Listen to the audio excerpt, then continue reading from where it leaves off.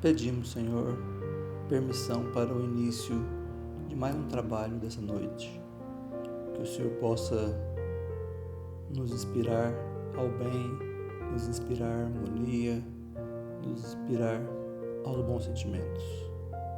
Que os nossos anjos protetores possam estar conosco, nos dando a calma e a tranquilidade necessária para podermos aproveitar o máximo das palavras do orador dessa noite. Que possamos também estar conectados sempre com o bem e com o amor.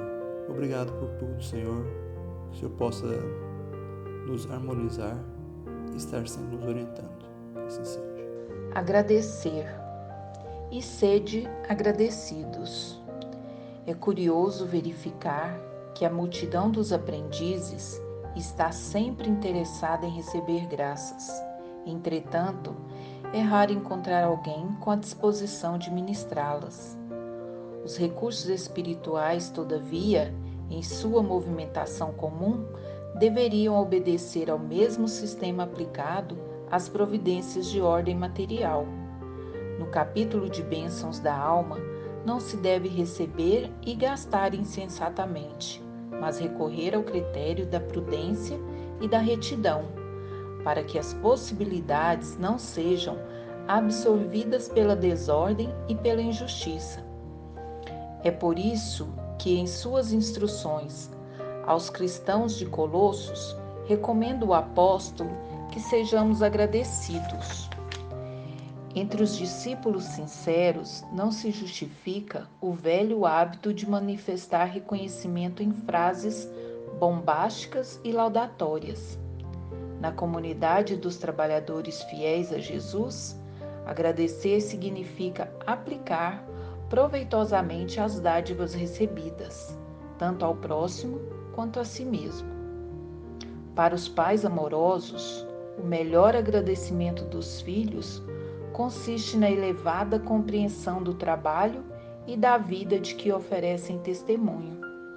Manifestando gratidão ao Cristo, os apóstolos lhe foram leais até o último sacrifício.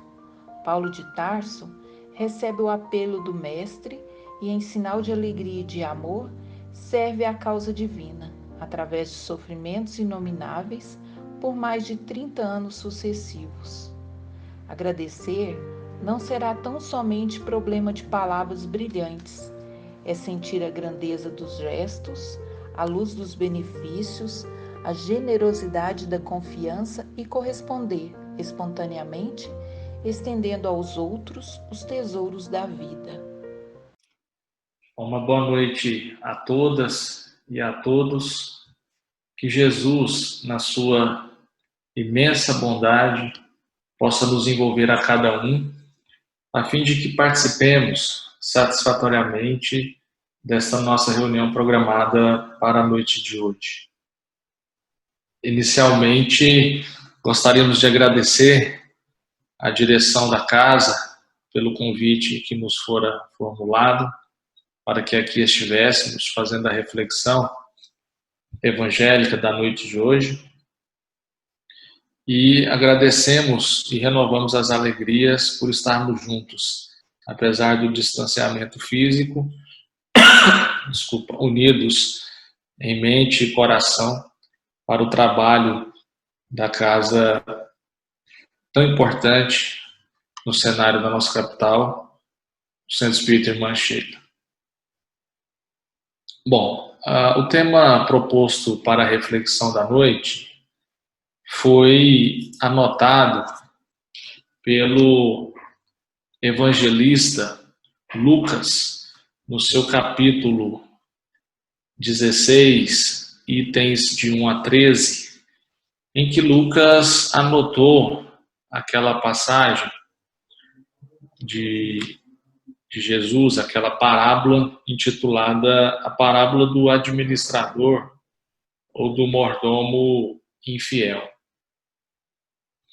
É uma parábola por demais conhecida, e a gente sabe que existem inúmeras interpretações, mas gostaríamos de trazê-la para a nossa reflexão, o nosso estudo da noite, porquanto está bastante atual o contexto e o ensino contido nesta passagem, bem como na lição que foi lida de Vinha de Luz, da psicografia de Francisco Cândido Xavier, o Espírito Emmanuel, ou seja, a fuga. Estamos, nos dias de hoje, vivenciando uma pandemia de proporções mundial que tem assolado inúmeros países, estados, comunidades, gerando muita ansiedade, muita desesperança, em grande parte, em pessoas, em gestores de instituições, em governos, né?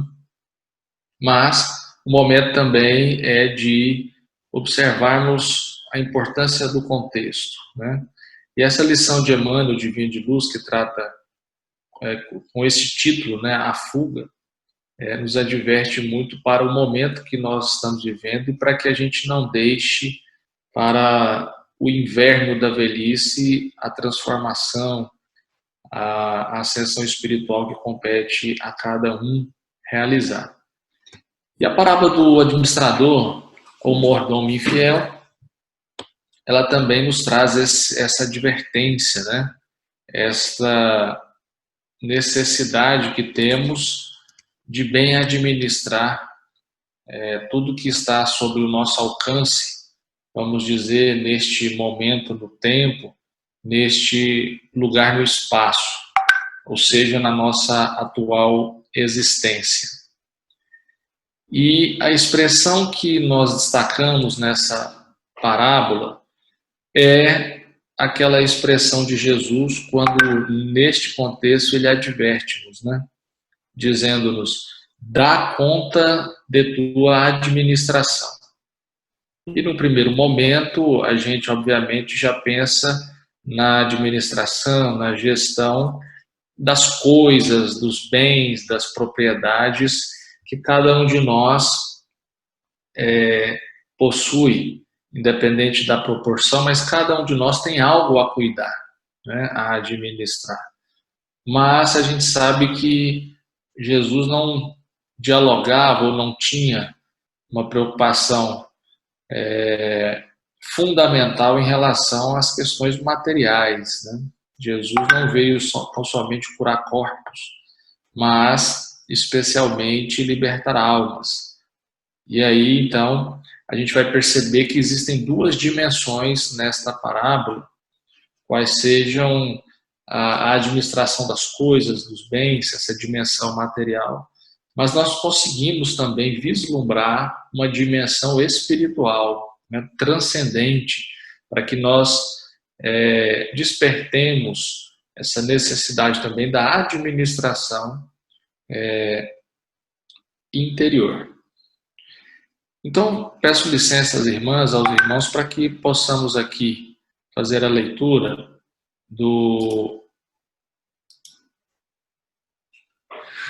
dessa passagem do Evangelho de Lucas, do original, para que a gente possa aprender com mais propriedade o quanto Jesus veio nos ensinar com esta lição.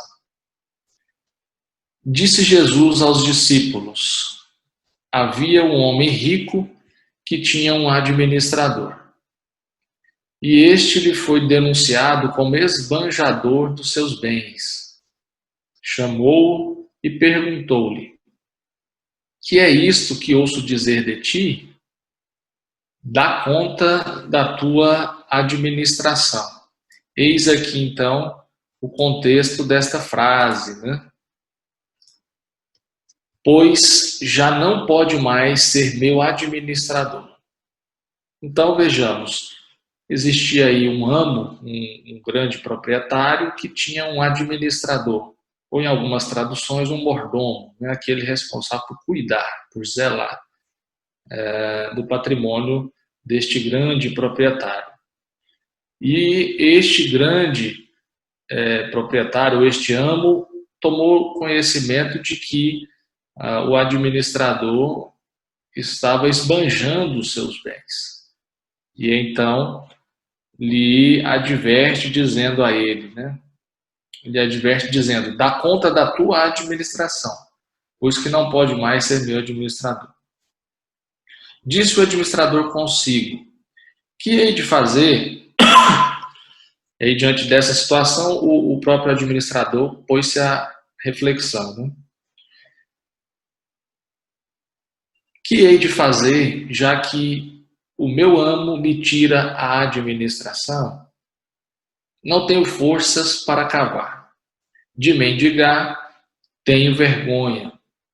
Eu sei o que hei de fazer para que, quando for despedido do meu emprego, me recebam em suas casas.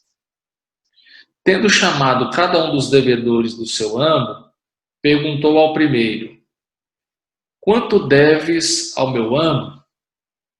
E respondeu ele: 100 cados de azeite. Disse então: toma a tua conta, senta-te depressa e escreva 50. Depois perguntou a outro: e tu, quanto deves? Respondeu ele: 100 couros de trigo.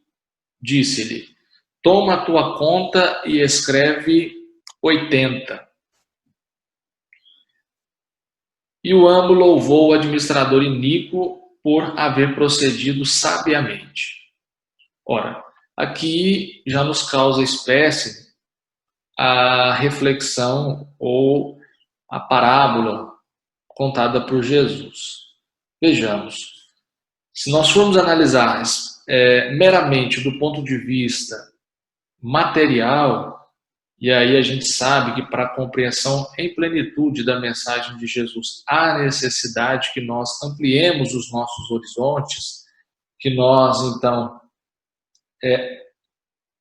transcendamos a nossa realidade material, ou seja, precisamos ter uma visão cósmica da vida para a leitura e a compreensão em essência da mensagem do Mestre.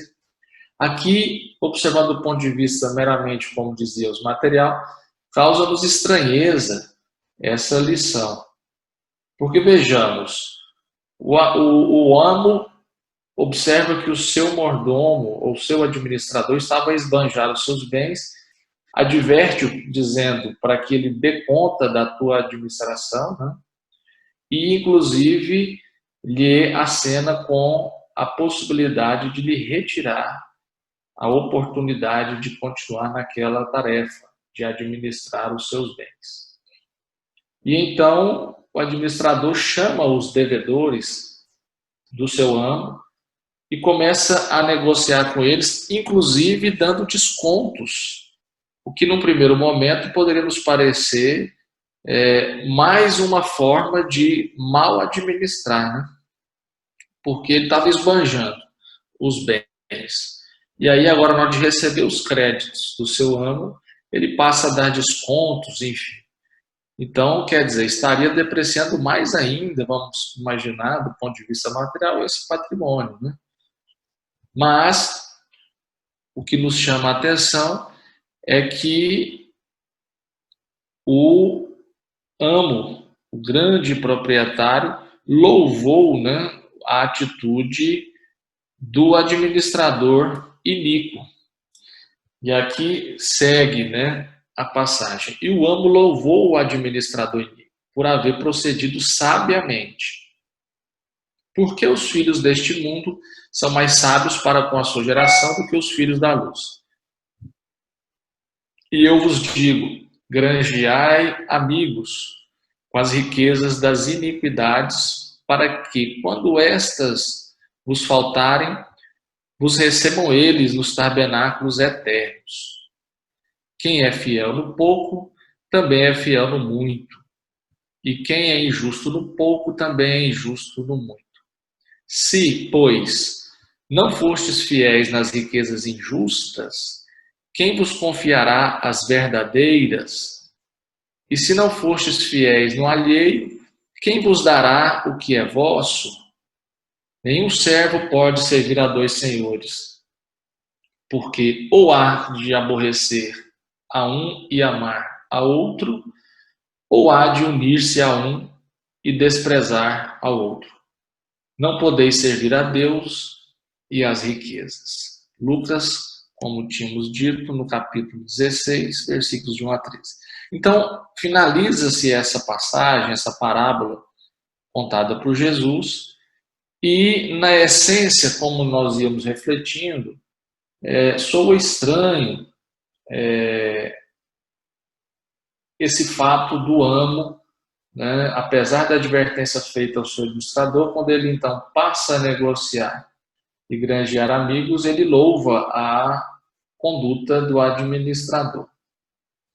E para a gente compreender, em essência, a mensagem, a gente lança mão de uma reflexão sobre essa passagem feita por Pedro Camargo, ou o Espírito Vinícius, que com muita propriedade analisou esta parábola, né?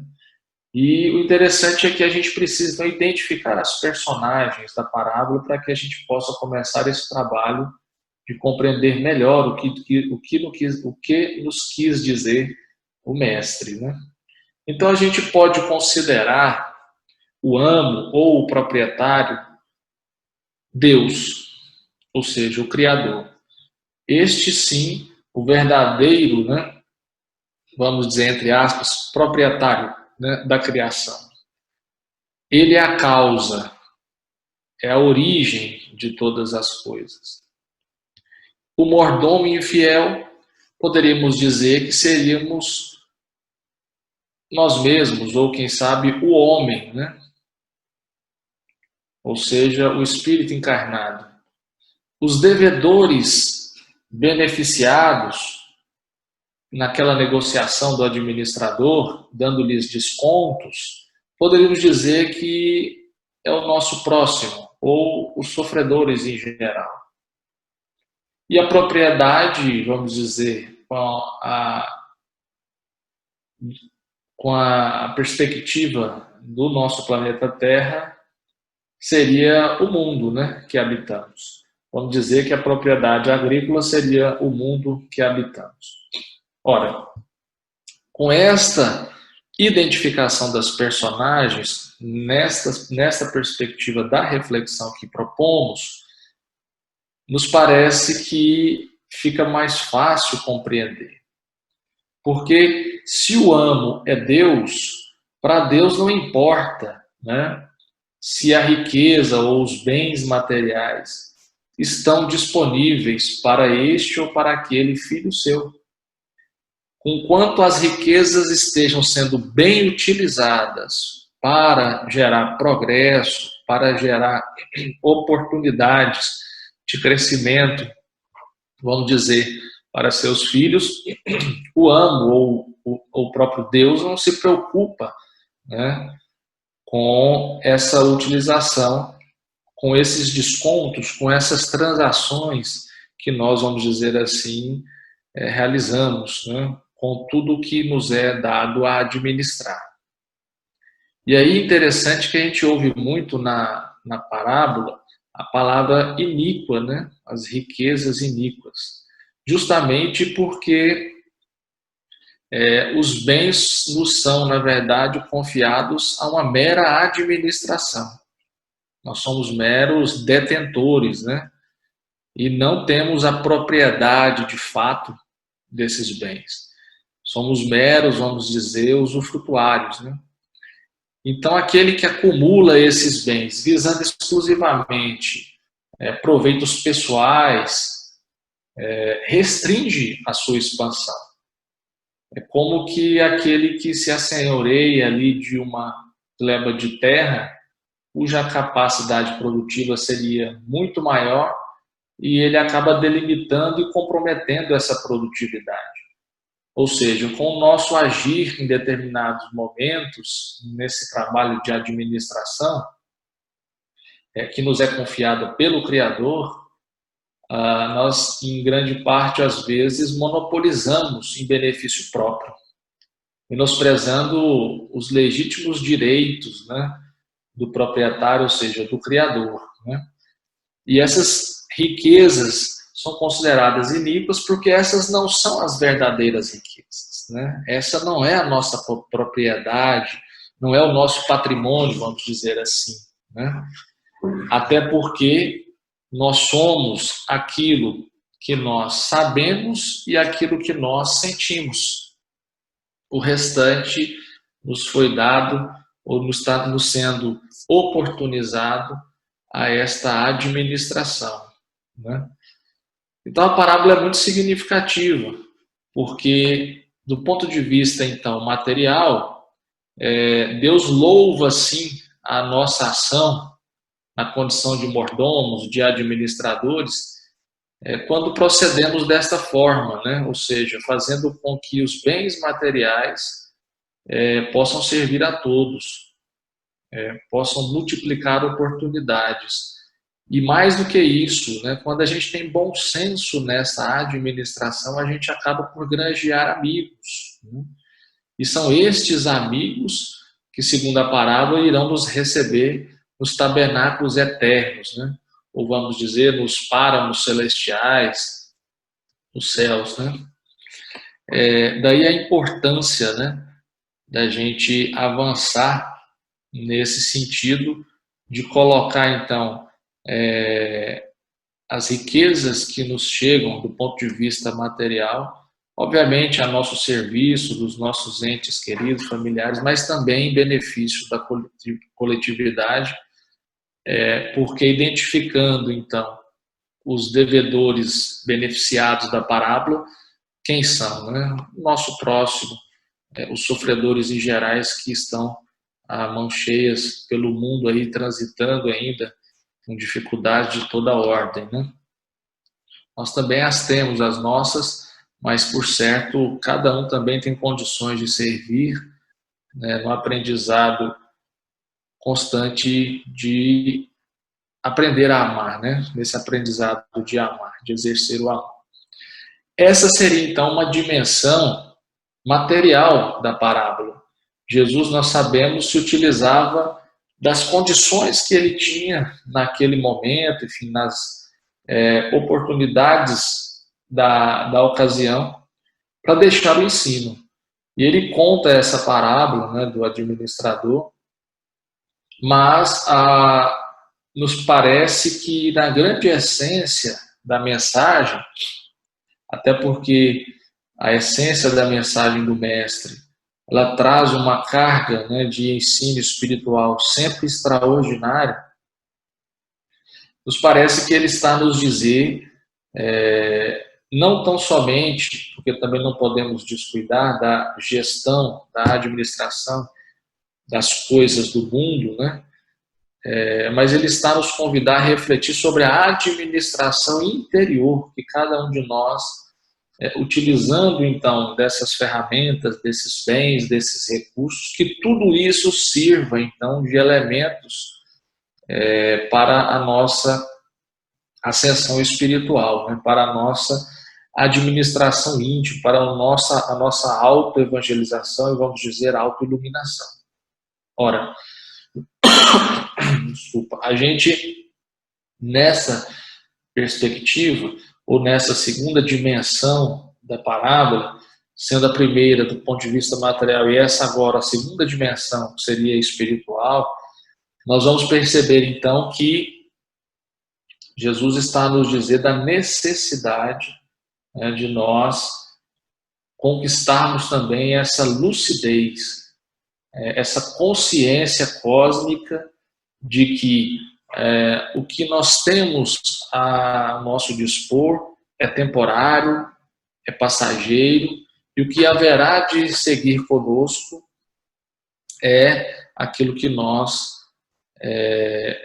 conquistamos do ponto de vista intelectual e do ponto de vista sentimental, né? E aí a gente fica a imaginar, né? Quantas vezes acontecem coisas na órbita das injunções do mundo que nos gera desequilíbrios íntimos, né? Então, por vezes, somos assaltados por uma situação, às vezes, comezinha do dia a dia, por uma determinada cólera, pela intolerância, essa falta, né, às vezes, de paciência. E nesse período que nós estamos vivendo, de pandemia, as pessoas, a gente tem percebido, estão mais apreensivas, né? E tudo isso acaba gerando situações que muitas das vezes prejudicam, então, essa nossa autoiluminação. A gente, às vezes, tem dificuldade de administrar esses acontecimentos, né? E tudo isso repercute de forma muito intensa no nosso interior. E, nesse sentido, a doutrina espírita é extraordinária, né? Porque com as suas bases, ela nos dá condições de aproximar ainda mais da realidade espiritual e compreendermos a cada dia melhor, né, essas necessidades íntimas que nós ainda trazemos. E aí a gente fica a imaginar, né, que precisamos então ser ou alcançarmos a condição de espírito superior ou espírito, né, mais elevado, para que então a gente consiga dar conta dessa administração interior.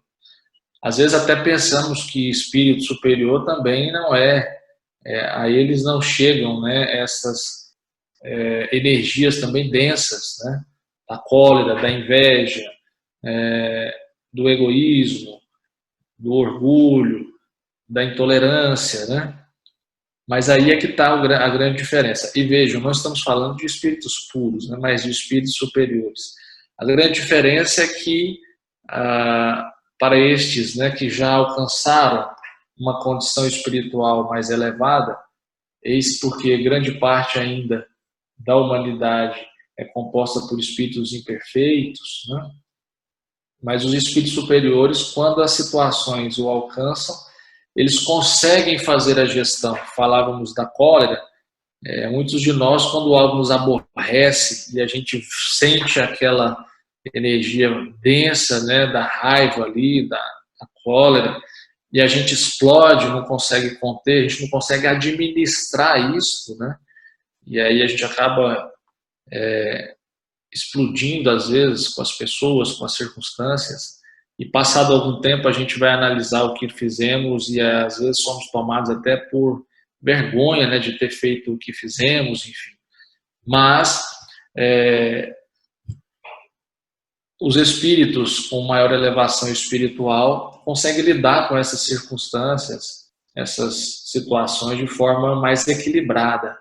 Administram melhor essas energias, esses pensamentos, sentimentos que são gerados pela impermanência e a dinâmica da vida, deixam, né, administram isso e deixam fluir, né?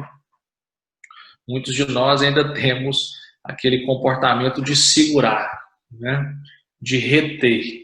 Então a gente vai enchendo, vamos dizer, o copo vai enchendo, né? E quando a gente está com o copo cheio, qualquer gota que pinga, o copo derrama, né? Aí a gente vê alguns comentários, mas fulano é muito impaciente, fulano é muito nervoso, é muito estourado, mas é porque o copo está cheio, né? E a gente se lembra, as pessoas vão guardando rancores, guardando mágoas, né? E aí a palavra mágoa, ela vem de má água, ou seja, a água ruim. E a água ruim é aquela que fica represada, né? Se torna fétida, se torna não transmite vida, né? Ao passo que a água que corre é aquela que serve, aquela que flui, aquela que tem vida, né? E às vezes nós precisamos fazer esse exercício, né? De, alcançados por essas circunstâncias, essas atribulações, a gente precisa fazer essa administração, ter essa consciência desperta para administrar essas situações e não deixar com que os instintos, né, e esse copo cheio que ainda carregamos em grande parte, venha a nos levar na produção de condutas, de comportamentos infelizes, enfim, né, e que acaba ofuscando a nossa luz espiritual. Então a gente percebe que esta lição é extraordinária, né? Nesse sentido, de nos convidar para que tenhamos atenção. Essa foi a expressão de Jesus. Dá conta da tua administração. cuide das coisas que lhe cerca enquanto espírito encarnado, né? Mas também cuide da sua realidade espiritual, que é a sua essência divina, né? Que é o que realmente haveremos de ser tão logo a gente deixe o nosso planeta. E a advertência que se faz na parábola, quando o amo, né, ou o Criador adverte a criatura dizendo, olha, vou ter que te tirar da administração, né? O que hei de fazer, né? Ou seja, dá conta da administração, pois já não podes mais ser meu administrador. É essa a advertência. Então, quando a gente vai descuidando de tudo, parece-nos que o telefone toca, né? A nos convidar de retorno à pátria espiritual, e já não haveremos de ter mais condições de administrar o que estava investido em cada um de nós para o nosso crescimento na atual existência, na atual reencarnação. Ora, e aí, finalizando a nossa reflexão, nós nos lembramos, né, da lição que foi lida, a fuga, reflexão de Emmanuel, pela psicografia de Francisco Cândido Xavier, e aqui o contributo da doutrina espírita, né, de possibilitar esse intercâmbio espiritual extraordinário, trazendo-nos mensagens importantíssimas para a ampliação da nossa compreensão da mensagem de Jesus. Na mensagem lida, Emmanuel nos adverte com muita propriedade, né?